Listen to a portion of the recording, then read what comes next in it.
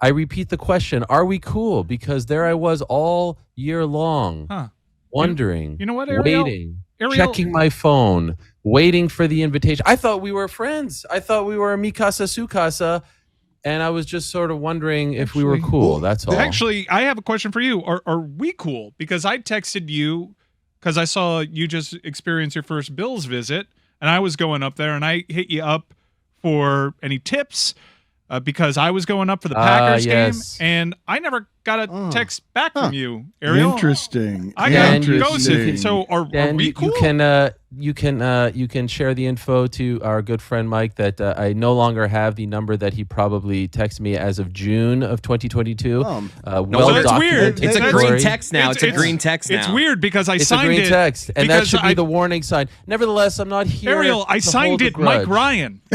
I signed I'm not here it to hold a grudge. I forgive and forget. But thank you for bringing up the great city of Buffalo, Western New York, baby. I also believe it home. I believe I have invited you on the program by text, and there have been an assortment of reasons that you have not come on. I believe that's also. I love you, Buffalo.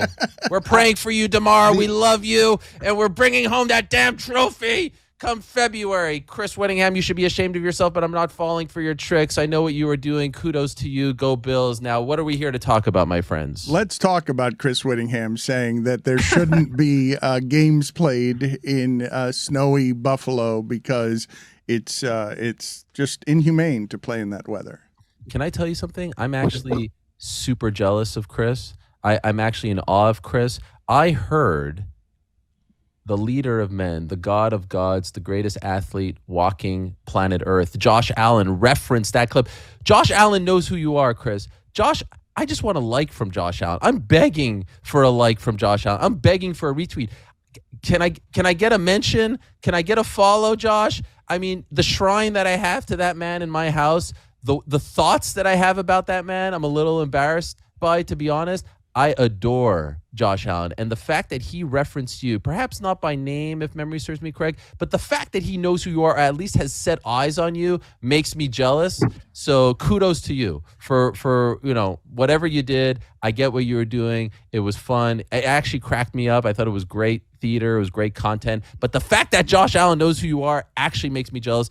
I'm man enough to admit that. I don't think he knows who I am. I just think he was like on the shitter looking at Instagram Reels or something, and then he's aware the clip of your came presence. up. Yeah, but I wouldn't flatter myself. Also, that was very sad. Basically begging Josh Allen to acknowledge your existence. Oh, I have no shame in that. I adore Josh. I love that. By the way, greatest athlete we got it. in the world right now. No, I'm going to say it again because it was funny. Like in October, September, I heard a lot of cute takes about, Tua and the Dolphins and those funny press conferences down in South Florida. Those press conferences were so great and they were so very charming. We're still the beasts of the East. We're going to be the beasts of the East for a very long time. You might as well recognize it. Buffalo is here for a very, very long time, and we have the best damn quarterback. And anyone who wants to bring this Tua Tagovailoa takes to the table, you're embarrassing yourself. All right? Stop it with this. By the way, I hope he gets well soon. Much respect to him. Wait a minute. I don't think you can put all those thoughts together. I don't think you can do all of that. I think your allegiances, your fandom, your bias is showing. I wanted to talk to you about a variety of things in mixed martial arts. I should tell the audience he's the host of the MMA Hour, and he's the most credible journalist in the history of mixed martial arts. Well, he's the second most. Behind? Andrew Schultz. Andrew Schultz couldn't hold my jock, all right? And he's already bowed down to me. I hit him with a 10-7 on his own show, all right? Look it up. It's on YouTube. One of the highest viewed videos on his channel, all right? He's a great guy. Never met him. Great guy. But he's, Do you monitor your views on every channel you go on? Absolutely, because I'm a narcissist, all right? What else you got? He does work with Vox Media, Spotify, The Ringer, BT Sport, BetMGM, Real Sports, HBO. We've got... Not Meadowlark. You know why? Because Skipper would have put another 0 on that chick, Daddy-o. You were expensive. You were too expensive. We'll get to Jake Paul news in a second, but I want to explain to the audience, because you're such a credible journalist, because You've cared about journalism in a sport that really doesn't seem to care about that much, and the customer base doesn't seem to care about it much. I've been drowned the last couple of days with a whole lot of cavemen from the mixed martial art community telling me how Dana White was dabbling in some form of self-defense, okay? And I don't understand what's happening in that community or what it is that they're arguing for, because it's loud and it doesn't feel like a minority to me, Ariel. Like, what is happening with some of the worst elements in your sport that are supported not just by some of the fighters doing really shitty things, but the customers kind of being really shitty in a lot of spots? Okay, so now we're talking about the serious stuff, and I do appreciate you guys having me on, and shout out to Luke Thomas for his great spot on the show yesterday. Listen, it's a vocal minority, and I will not shy away from the fact that this has been a very disheartening week for the sport of mixed martial arts. First starting with that clip and then seeing the response. Not just the response from the fans, but the response from some of the fighters. And I'm seeing fighters trip over themselves to defend the actions of a man who isn't even defending himself. Dana White isn't even offering any excuses. TMZ was trying to serve him up softballs, and even to those he was saying, I'm not taking them. And so I want to give him some kind of props for that, even though we all know what went on there, posting that interview / video Monday night right before, the big Monday Night Football game, saying, hey, Dana, I understand alcohol was flowing. Yeah, alcohol is flowing in every, night establishment on the planet. That's no excuse. You shouldn't even be bringing that up. You shouldn't even be offering that to the table. Dana, I understand that, you guys have been together for 30 years. So what? Dana, do you even remember anything? That was embarrassing. Everyone involved in that should be embarrassed, okay? Dana didn't even offer any excuses. And yet you have fighters and fans who are saying, but she hit him first. So what? Where I come from, if a woman hits you, you walk away. If she hits you 5 times, you still walk away. And oh, by the way, if you want to go 1 for 1, as ridiculous as that sounds, according to my eyes, it was not 1 for 1. It was 1 and then 2. And then what else happened after that clip? Okay? So disheartening, embarrassing, disgusting to see people defend a guy who isn't even trying to defend himself, and a guy who said back in 2014, you don't bounce back from hitting a woman. And so the question that I'm wondering is, why is he seemingly bouncing back? Why, as of 2-3 hours ago, if you look at his Instagram stories, is he on there with one of the Nelk boys promoting the fact that he just had a great night at the Red Rock Casino in Las Vegas gambling? Does this look like a guy who's embarrassed? This is 2-3 days ago. This is the mother of his children. This is his wife of 30 years. Does this look like a guy who's embarrassed? God forbid something like that happened to you or I, Dan. Would you be on your Instagram promoting that you were up all night gambling with someone half your age? I don't think so. And so all these people are embarrassing themselves. The fans are embarrassing themselves. The vocal minority, because there's a lot of them who don't agree with these actions. The fighters are embarrassing themselves. And we're waiting to see what Endeavor is going to do. And let me just say something about ESPN if I can. A lot of people are saying, hey, why isn't ESPN saying anything? Look, the truth of the matter is, if something happened in the NFL, I'm not waiting for a statement from ESPN. ESPN doesn't own the UFC. They're in business with the UFC, and they're in business with the UFC more so than maybe any other sports entity because they sell their pay-per-views. I'm not looking for them to reprimand Dana White. I'm looking for Endeavor. I'm looking for Ari Emanuel, who has been very vocal about things like Kanye West, like Saudi Arabia pulling out of that deal. I'm looking for them to say, do we condone this or not? Because let me tell you this, if they don't say a thing, what you have just told to your roster of 500 fighters is, this is okay.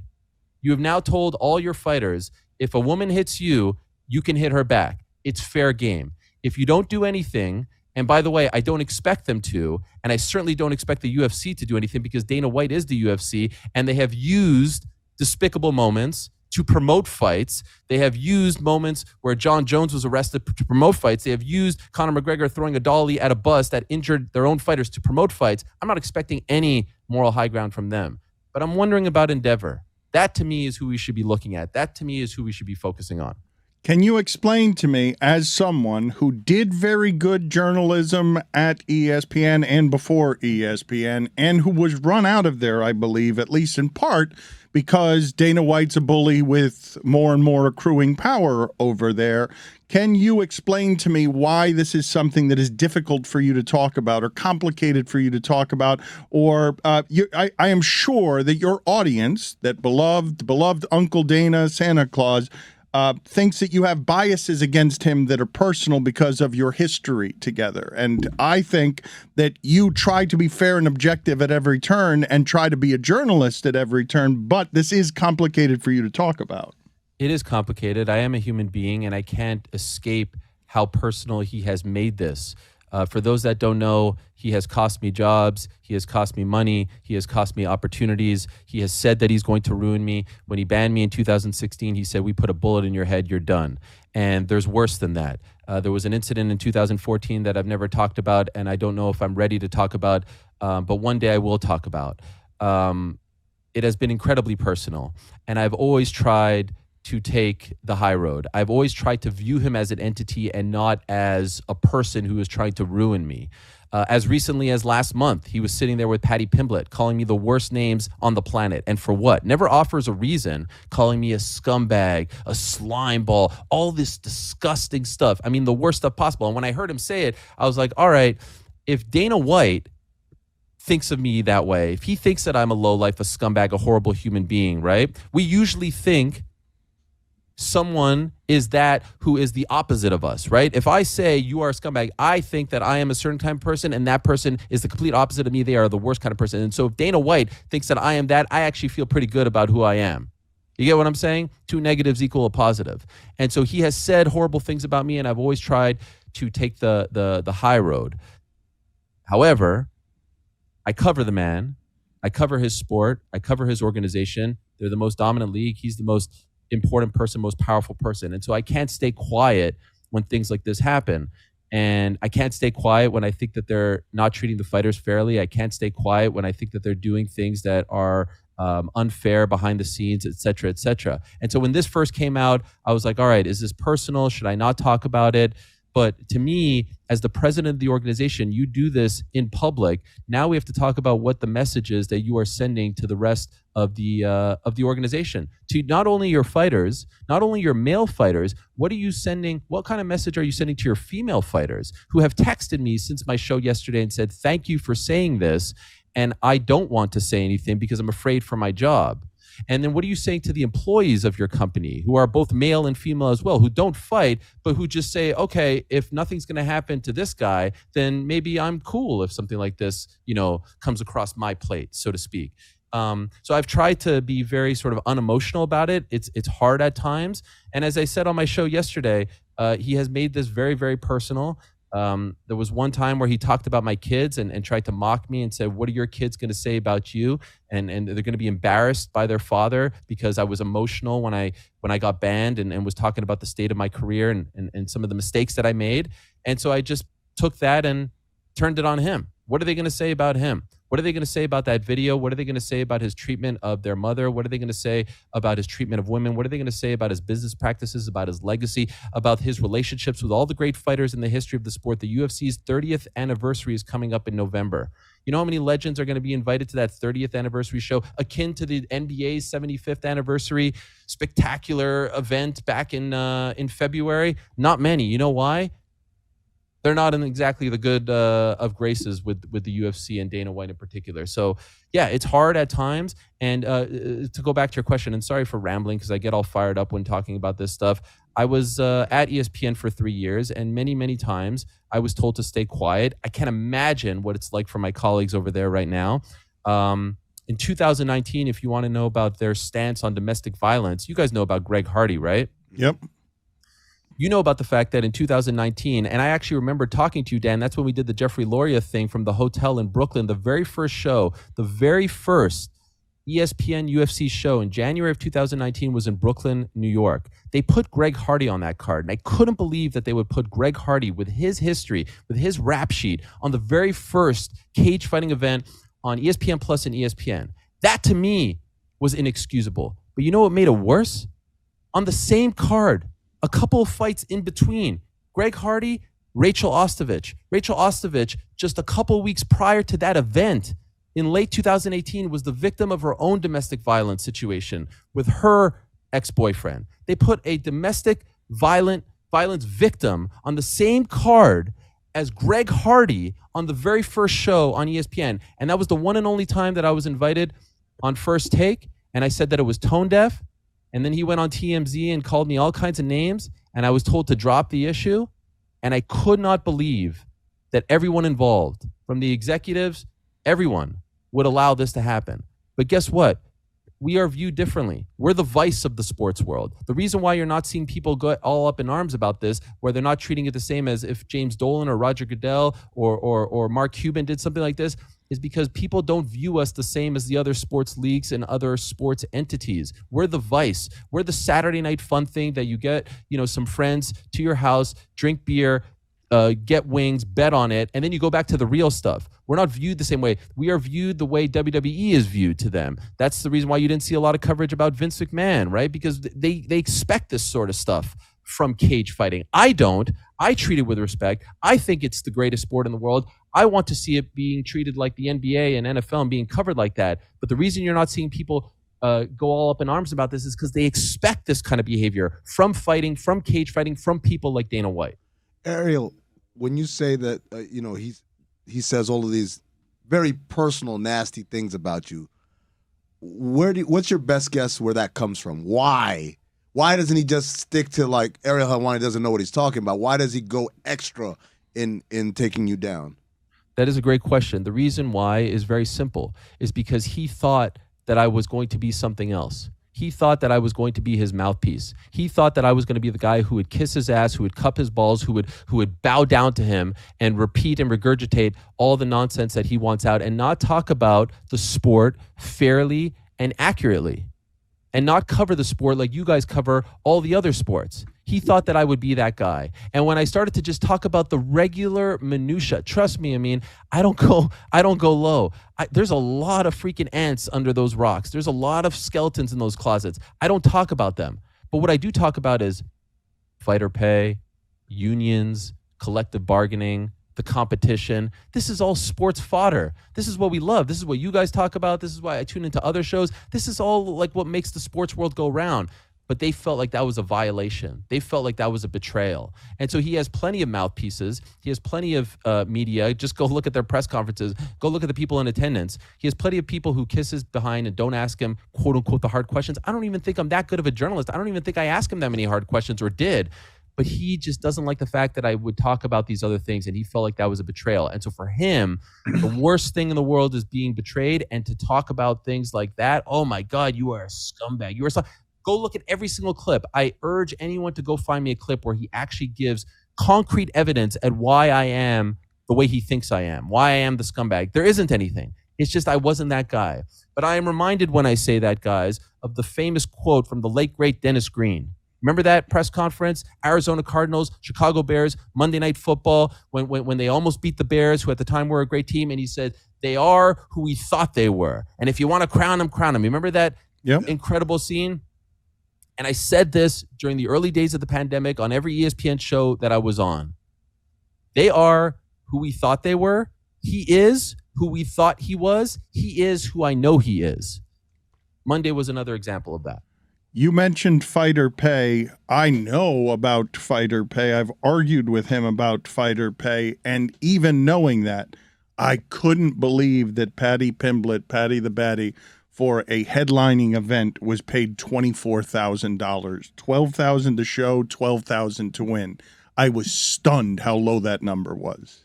Yeah, and I went on my show and talked about that and said he deserved a lot more. And just to be accurate, he wasn't the main event, but let's be honest, he sold the majority of the tickets. He was on the main card.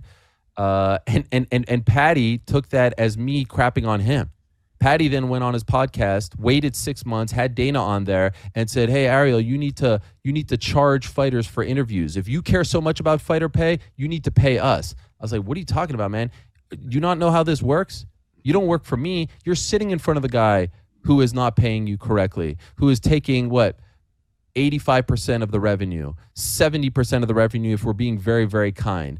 I mean, these guys I don't know when they're going to wake up. Maybe it's going to be the next TV deal. Maybe it's going to be the next big sponsorship deal. But it's amazing to me how they keep getting away with things. They keep signing these big deals. Remember the first time I was on the show, post ESPN, they had just signed that Crypto.com deal, and they got 0% of the revenue. They'll get 0% as of right this moment of the next TV deal, of the next big sponsorship deal. And what do they have to show for it? When their career is over, I heard Dominique Foxworth talking to the great Mina Kimes a couple of days ago about how football players, when they retire, 5 years that they're taken care of, right? Mm-hmm. I'd love to see fighters get taken care of for 5 minutes, 5 seconds. You're done fighting. You put those gloves on the mat. Sayonara. You get nothing. 30 fights, no pension, no protection, no health care, no nothing. You want to be treated like the big leagues? You want to have uniforms? You want to have sponsorships? You want to have TV deals? Why don't you treat the fighters like the big leagues do? 50%, collective bargaining, revenue sharing, none of that. Ariel, you mentioned Patty and him kind of going at you rather than the guy sitting across from him who's actually responsible for his compensation. How much of that is an act for the boss in front of him? How much of that is Patty actually believes somehow that you are the one who's aggrieving him and not Dana White? And what percentage of fighters overall would you say have that sort of mentality? I would say very, very few, because if you notice that clip went viral and not a single one took his side. And many took my side and said, this is crazy talk. They knew what that was. He was just trying to curry favor with the boss sitting in front of him. I've texted Patty privately 7 or so months ago. He never said anything like that to me. Mm-hmm. He said, much love to you and your family. And now all of a sudden you're sitting in front of the boss and you're going to call me a rodent and say that I take money from fighters and that I'm profiting from fighters. That's not how this works. And you're sitting in front of the guy who profits off of fighters more than anyone in the history of combat sports. What are we talking about here? So thankfully, the vast majority, if not the absolute majority of the fighters don't think that way. But as I said, I'm reminded of the great film, the great theatrical film, Billy Madison. When I think of someone like Patty, he's the puppy who lost his way. He was a great kid. He was a great kid who I was talking about back in 2016, before the UFC even knew who he was, before they would even sneeze in his face. I would have him on my show, and people are like, why do you keep having this scouser on your show? And I was like, I like him, and I think he's got potential. And all of a sudden, he made some money, and he got a great deal from Barstool, and he's telling people that they should be paid for interviews, and he's calling me all these names. Puppy who lost his way. Hopefully, he's able to find his way back home. Jake Paul is also championed fighter pay, and there's some breaking news I saw reported on your Twitter feed. I saw that they've announced a partnership, Jake Paul and PFL, and he's also offered Nate Diaz 2 fights, one of which being a mixed martial arts bout. And this is one of the ways to fix fighter pay, by having a true and legit competitor. Can Jake Paul and PFL be that competitor? Remains to be seen. They do have a good platform. They're on ESPN. They don't have the roster just yet. Nowhere near close. They have some great fighters, and it's a great product. And I am hopeful for their future. And so this is a really interesting deal. He signed a multi-year deal with them, and he's now, someone who has equity, him and his business partner, Nikisa Badarian. So obviously it's beneficial for both. He says he's going to fight in MMA, and I think the offer with Nate is a very sincere and legitimate one. He wants to box him, who Nate is a free agent, by the way, box him, and then 6 months later fight him in a PFL cage. Brilliant. So let's see. I reached out to Nate's team and asked them if it was A, accurate, and B, if they have interest. And let's see. But yes, you're 100% right. I think we're both pro wrestling fans. You see what happens when AEW comes around. This is great for the boys in the back. This is great for the locker room. We need competition. I've always been a champion of competition. I've always been a champion of options. Now, again, the fans who sit at home on Saturday night with their DraftKings and their wings and their beer, they just want one dominant league, right? They want one home so all the fighters can fight each other and they don't have to worry about, boxing and things being splintered and stuff like that. I don't really care about that. I want to see a guy like Nate Diaz get paid. I want to see, a guy be able to go, or a girl be able to go and use this company to get, a bigger deal from that company and have leverage. If there is just one dominant brand, as you know, there is no leverage. So we'll see. Remains to be seen. It's a very interesting development, but, we have seen interesting developments pop up and nothing comes of it. So very, very curious to see how it plays out. I know that there have been gambling ties to ownership before, famously with the UFC, but today is a different day. Jake Paul has equity in a betting company. How is that going to work? Are there any complications that come with that deal and his fights? Can you bet on them? Is this at all an issue? Yeah, that's a tremendous question. As of right now, have not heard that, and I don't know a lot about the betting stuff, to be honest, like the micro betting and all this stuff. I know he has that company Better that is starting to expand. But let's just say this: like, I want to see him fight. You know, like I want to see this happen. You know what I mean? Like, first and foremost, you see what he's doing. He put out this great video. Honestly, when I saw that video, I was like, man, they should just make him the face of the company. They should just make him like the promoter guy. They should just make him the guy at the dais telling you why you should fight, why you should watch this fight on Saturday night. Because he's got a great delivery and a great production team, and he's got the gift of gab. I want to see him fight, right? We have heard people say, like, well, they're going to fight, and they don't fight. And I'm not saying that he's being insincere. I believe that he wants to fight. He has shown us footage from back in the day where he said, and he is a high school wrestler, blah, blah, blah. But let's see him fight first, and I suspect that they'll cross that bridge when it comes. Nobody has more expertise in this sport. Nobody has more credibility in this sport. He's the host of the MMA Hour. I urge you, if you care about mixed martial arts, to get yourself informed and entertained over there. Ariel, good seeing you again. It was worth the wait. Can I say one more thing, if you don't mind? Or do you have a heart out? You can't say anything else. Okay. No, go ahead. Oh, I didn't know if you had a network. What do they call it in the radio business? Isn't it great that you don't have to deal with that? I just wanted to say one thing, and I feel like I need to get it off my chest, and I hate doing this sort of thing. I thought you were going to ask me about it, but you didn't, so I just want to get it off my chest. I saw the first take clip of them talking about Dana White, and I just want to say, when I was at ESPN, very few people I felt like were like true allies to me. You were probably at the top of the list, and Stephen A. was a very close second, and I've known Molly Karen for a very long time. I feel like I need to get off my chest as the MMA guy that I was very disappointed when I saw that clip. I think they went very easy on him. And I say that because they don't go easy on people. They're the truth tellers. They're the ones who keep it real. That's the show that I look. When Kyrie does something, I know that Stephen A. has relationships with NBA players. He keeps it real. He tells it like it is. And to see them with the puppy dog face saying, I love Dana White, and he's got a beautiful family, and we don't judge him in his lowest moments. We don't judge people in their lowest moments. Excuse me. That's all we do as pundits. We judge them in their high moments and their low moments. We were just judging Kyrie. We would judge everyone in their lowest moments. Did we not judge Ray Rice in his low moment? Did we not judge Ray Lewis in his, name one, we judge him. So I felt like I don't understand why. Again, I don't understand why this happens, why he gets this pass. But when I saw that, I was like, all right, what you're telling me is if you're friends with the guy, you're going to give him a pass, because I can assure you, as a Knicks fan and as someone who likes that show and respects Stephen A. tremendously, if James Dolan is on camera doing that exact same thing, is he saying the same thing? Is he saying you punish him the way you would punish your players? Or is he saying this man needs to go? This man needs to be held accountable. This man needs to be punished. What do you think? And so I look to the mainstream media. You guys have done a fantastic job to say these things that we in our little MMA bubble don't have the reach to get out there. And when I saw that, and I saw the tone, and I saw the, we love him, and he's a great family man, and this and that, and we wish them the best, like something like he is a victim. I was like, golly, is this really happening right now? Am I really watching this? I was disappointed, and I say that with the utmost respect. There's a layer to that was undisclosed as well. It's not that it was one of the few places of any kind that you'll find commentary, because people are reaching out to Time Warner about this slap league that Dana White did. and No they're not answering. ESPN's not answering. UFC's not answering. But the company that owns UFC, Ariel, is Stephen A.'s agent. Friends. But his if you've agent got friends in high places, then I guess you're going to get a pass when it comes to these things.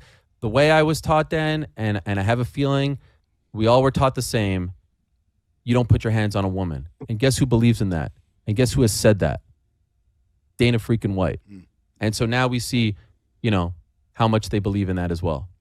Thank you, Ariel. Good seeing you again. Go Bills.